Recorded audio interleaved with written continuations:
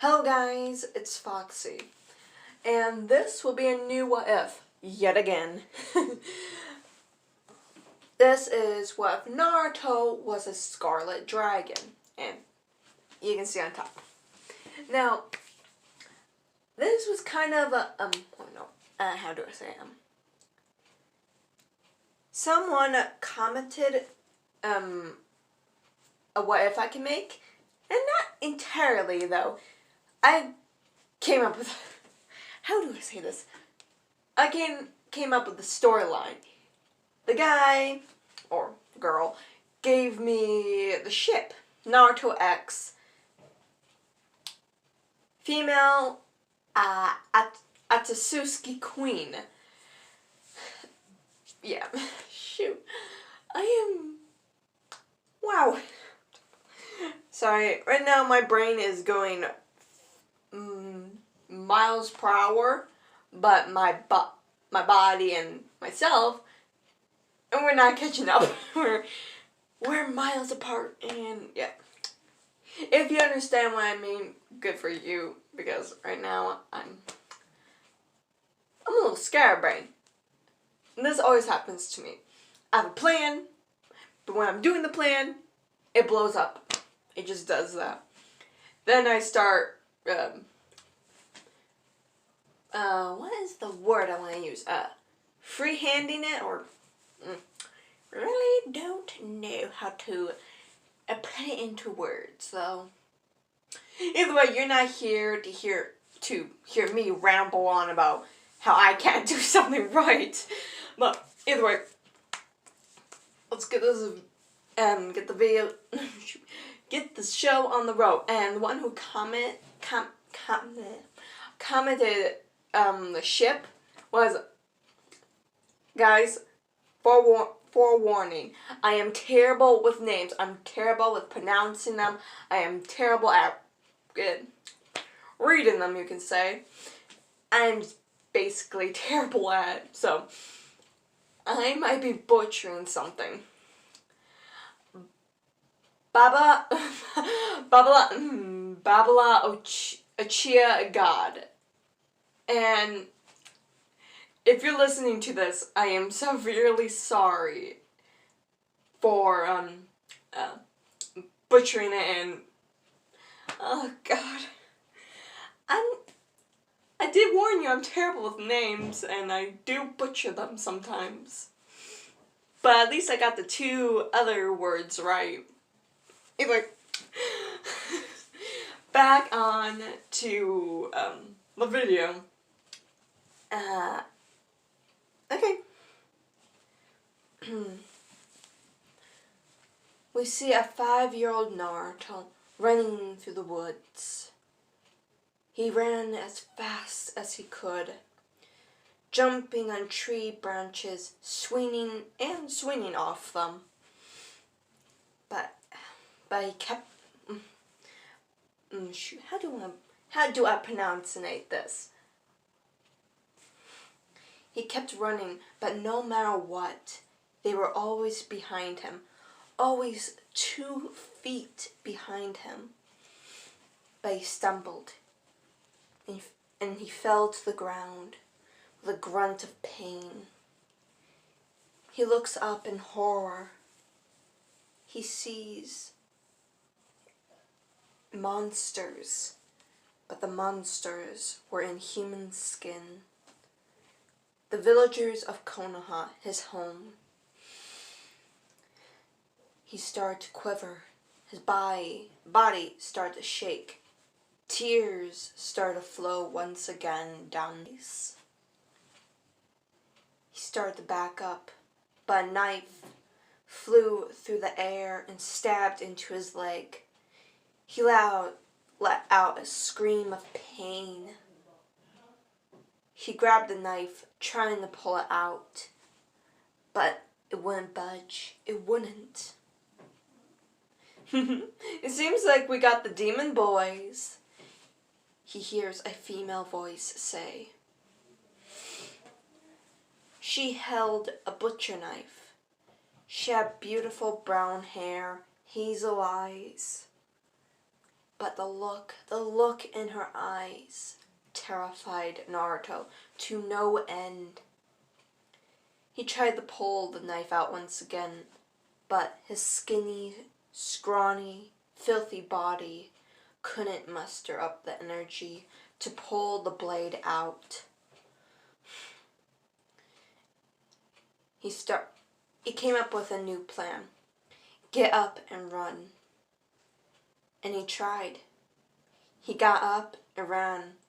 He ran for the hills, but he only got a few feet away, and a few feet away until he felt a sharp pain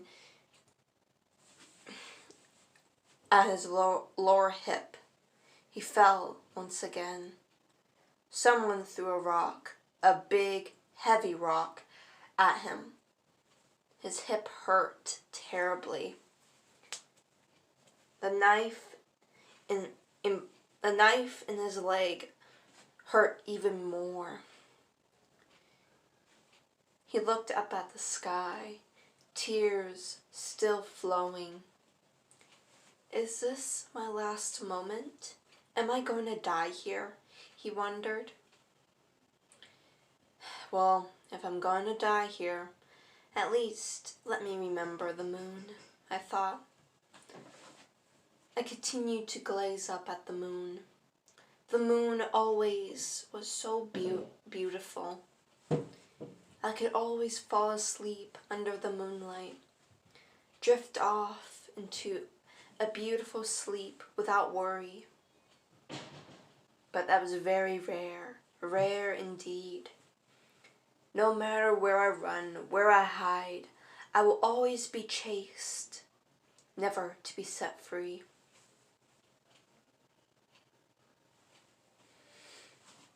But then Naruto started to feel pain all around his body. He stopped looking at the moon and looked around. The villagers were around him, pulling at him, grabbing his hair, cutting him up. But he didn't feel the pain from them. It was a different sort of pain. It was like a pleasurable type of pain. A pain that he can't endure, but yet he can. Something that ached in his mind but brought peace to him. It was unexplainable. It was hard to put in words. No matter what type of words you use to try to explain what the feeling was and how he coped with it, it was... Oh, shoot. Yeah. It sounded like a freaking textbook. Either way, sorry. His bones started to crack, but it wasn't from the villagers. It wasn't from them breaking his bones again. No, the bones broke on their own, shifting in different places where they shouldn't be. Naruto tried to scream, but something was stuffed into his mouth. Maybe a sock or a cloth. It muffled his screams. He bit down on the rag, still having tears flowing down his eyes. He closed them, praying for this feeling to go away. But when the bones stopped cracking, a burning sensation went through his entire body. It burned so much. He felt like he was dying from this burning. He reluctantly opened his eyes to look at his body. There was no fire, nothing. Only red and black scales popping out. Naruto closed his eyes again, wishing that this was all a dream, a painful, agonizing nightmare. But it wasn't. It wasn't for our beloved Naruto. It was very much real.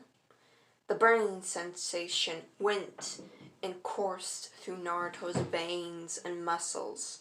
Scales popped through his body. Long ago, his shirt and pants were ripped. But Naruto started to grow. He grew into the size of a moose. A tail popped out from Naruto's body, which really hurt. Naruto then felt more pain on top of his head to his neck. He spit out the cloth, feeling even more pain on his face. He could hear and feel the muscles and bones snap and remend, shaping into a weird form. But Naruto kept his eyes closed. After the feelings in his body stopped, he tried to open his eyes, but he couldn't. It felt like someone was stabbing into him, stabbing through his eyes and pouring gasoline in them. He let out a roar. Naruto was confused. I let out a roar? It should be a scream of pain, not a roar. But he continued to roar. After the burning sensation in his eyes stopped, he reluctantly opened them. His vision improved tenfold. He can see a little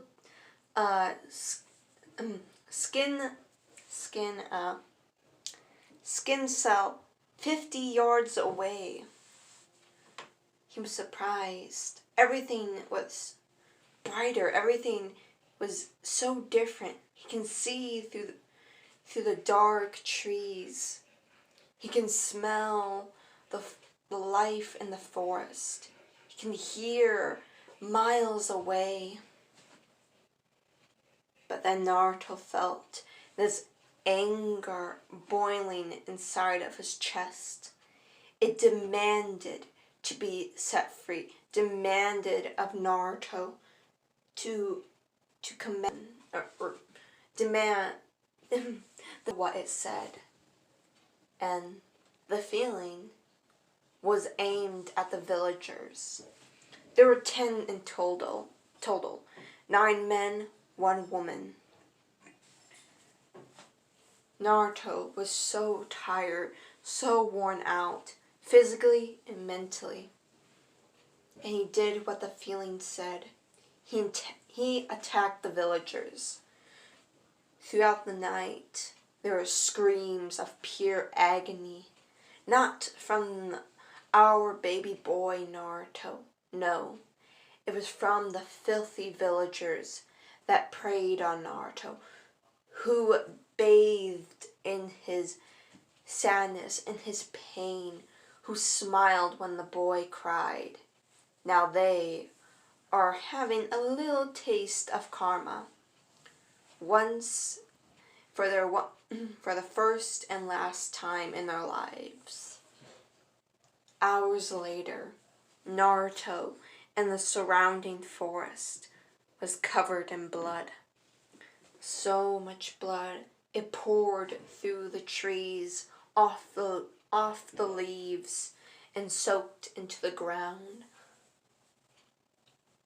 Naruto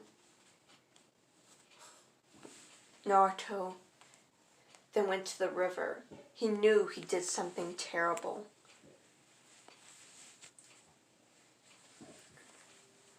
An hour ago, he found out what he was. He was a dragon. After he listened to the voice said to him what he was, what he can do. He listened. He listened to the commands of the voice. Naruto went to the river and took a big gulp of water. After the water filled his mouth and went down his throat, it was a beautiful feeling. He breathes out. Did I really do that? Then he can hear a voice in his head. It was a little girl's voice. Yes, you did. You killed them, but don't be sad. They were bad, bad people. They hurt you. Remember what they did to you over the years? They ruined your perfect skin. They tore your flesh off your bones. They bathed in your pain. You only gave them a taste. Don't worry, don't be sad. Your sister is here now, the voice said. Now, Naruto, take a mouthful of the water and walk over to the clearing where the people were punished. Spray the water over the trees and ground. It would remove as much evidence as it could. And since the people went down your throat in your stomach, no remains will be left. And if there are, I'm pretty sure the wild creatures in the forest will gladly eat it up. I promise you, nothing terrible will happen. You're not a bad person. How do you know I feel like a bad person? Naruto said. Well, I am a part of you.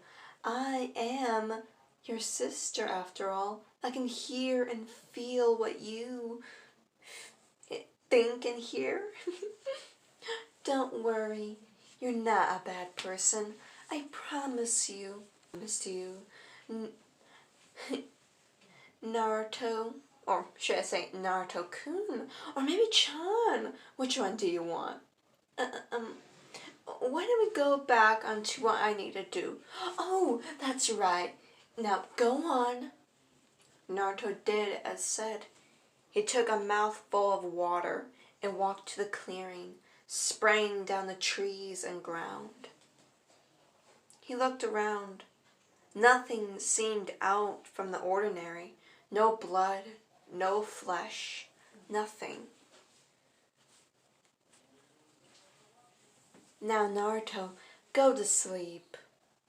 Go back home and sleep. I promise you, everything will be okay.